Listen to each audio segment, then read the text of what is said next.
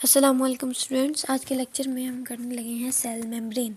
Cell membrane बच्चों cell के लिए कवरिंग होती है, सेल की बाउंड्री होती है। अगर सेल मेम्ब्रेन नहीं होगी तो हमें कैसे पता चलेगा कि ये सेल है। सेल मेम्ब्रेन के बगैर सेल और उसके इन्वायरमेंट में कोई डिफरेंस नहीं रह जाएगा। ये बहुत ही इंपॉर्टेंट लॉन्ग क्वेश्चन है, आपने इसको अच्छे से प्रिपेयर करना है और इसकी डायग्राम की भी प्रैक्टिस करनी है। सबसे पहले आपने इसकी डेफिनेशन लिखनी है।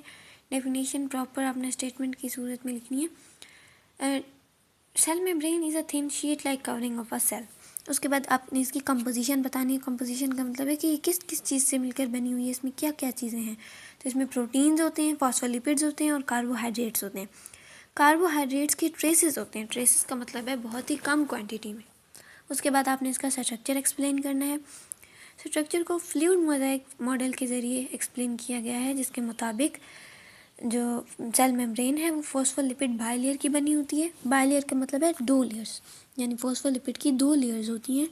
उसमें प्रोटीन्स एम्बेडेड होते हैं और ऐसे लगता है जैसे फॉस्फोलिपिड का फ्लूइड एक समंदर हो और जैसे उस समंदर में बर्फ़ के तोदे तैर रहे होते हैं, वैसे प्रोटीन जो है वो फ्लोट कर रहे होंगे फॉस्फोलिपिड की लेयर में, फ्लूइड में। उसके बाद इसमें कोलेस्ट्रॉल और कार्बोहाइड्रेट्स भी पाए जाते हैं। उसके बाद आपने इसका फंक्शन बताना है। फंक्शन को भी आपने प्रॉपर स्टेटमेंट्स पॉइंट्स की सूरत में लिखनी है। ओके, सबसे पहले इसका इंपॉर्टेंट फंक्शन है कि ये बैरियर और गेट कीपर है। बैरियर का मतलब है कि रुकावट है, हद है, ठीक है ना। और गेट कीपर है यानी हिफाजत करती है सेल की और सेल के अंदर मटेरियल्स की।